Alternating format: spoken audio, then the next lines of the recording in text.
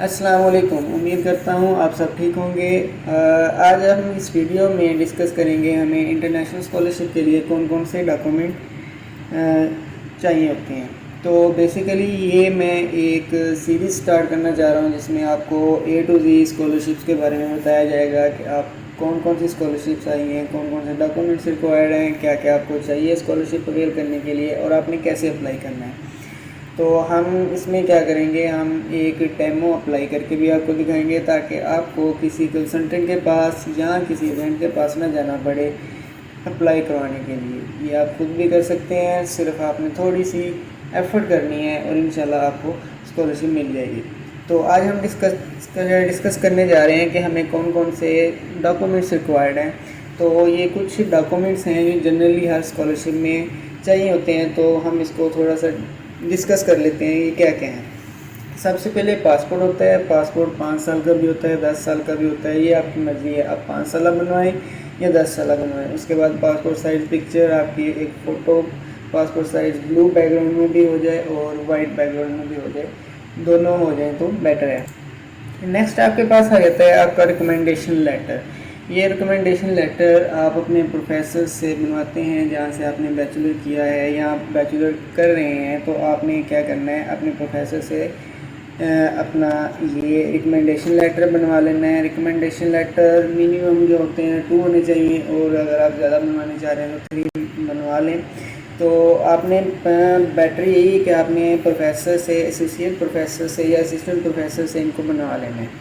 और कुछ यूनिवर्सिटीज़ जो होती हैं वो ऑनलाइन रिकमेंडेशन रिक्वायर करती हैं, जैसा कि जिसमें एक इंफाल यूनिवर्सिटी है और कुछ और यूनिवर्सिटीज़ हैं जो आपसे ऑनलाइन रिकमेंडेशन मांगती हैं। तो आपने क्या करना होता है, ऑनलाइन रिकमेंडेशन में आपने प्रोफेसर का ईमेल ले लेना है। ईमेल उनको आपने यूनिवर्सिटी को प्रोवाइड कर देना है जहाँ पे आप अप्लाई कर रहे हैं और उसके बाद वो आपके प्रोफेसर से रब्ता करके आपके बारे में रिकमेंडेशन ले लेंगे। ऑनलाइन रिकमेंडेशन हम इंशाल्लाह देखेंगे जब हम कहीं किसी यूनिवर्सिटी में अप्लाई कर रहे होंगे, तो हम देखेंगे कि ऑनलाइन रिकमेंडेशन हम कैसे लेते हैं। उसके बाद आ जाती है आपकी बैचलर डिग्री ट्रांसक्रिप्ट। यहाँ पे 2 ऑप्शन दिए गए हैं कि बैचलर डिग्री या ट्रांसक्रिप्ट आपके पास होनी चाहिए। ट्रांसक्रिप्ट पे भी आप अप्लाई कर सकते हैं, डिग्री बाद में आ जाए कोई इशू नहीं है।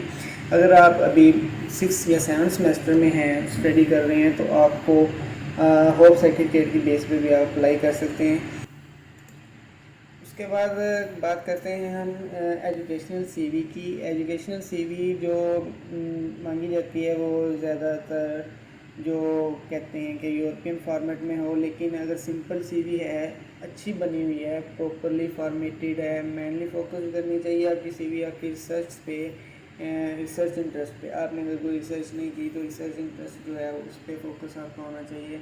आपने कोई शॉर्ट कोर्सेज किए हैं जो आपकी फील्ड के रिलेटेड हैं, वो आपकी सीवी में होने चाहिए। उसके बाद आ जाता है स्टडी प्लान।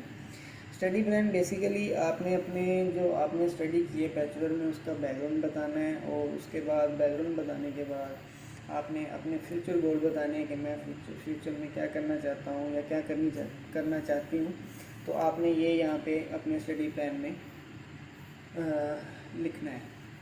तो देखा जाए तो रिकमेंडेशन लेटर, एजुकेशनल सीवी और स्टडी प्लान एक की पॉइंट्स हैं जो आपके अगर अच्छे होंगे तो आपकी जो सिलेक्शन के चांसेस बढ़ जाते हैं। अब आगे जब हम बात करते हैं तो English proficiency certificate. English proficiency certificate कुछ यूनिवर्सिटीज़ जो होती हैं वो आइल्स के बगैर आपको एडमिशन दे देती हैं और तकरीबन 1 सेमेस्टर का आपको वेबल मिल जाता है कि आपने 1 सेमेस्टर के बाद आइल्स या टोफल का आपने उनको रिज़ल्ट देना होता है।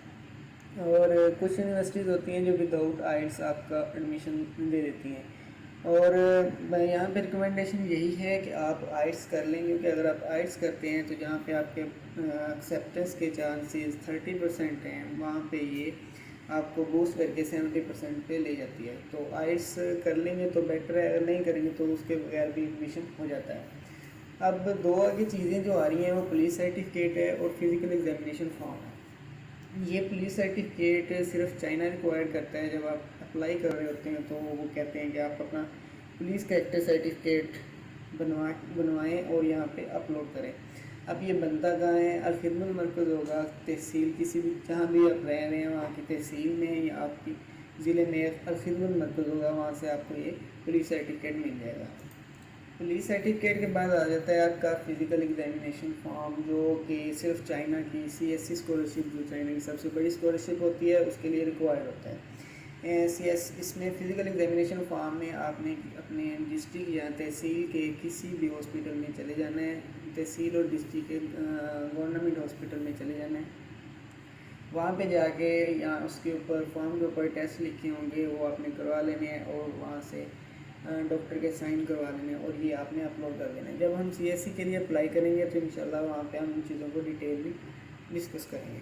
ये कुछ चीज़ें थी जो स्कॉलरशिप आपको सर्च करने से पहले आपके पास रेडी होनी चाहिए, ताकि जैसे ही आपको कोई स्कॉलरशिप नज़र आए या जिसमें आप इंटरेस्टेड हों जिस कंट्री में जाने के लिए, तो आपके पास ये डॉक्यूमेंट्स हों तो आप इजीली अप्लाई कर लें।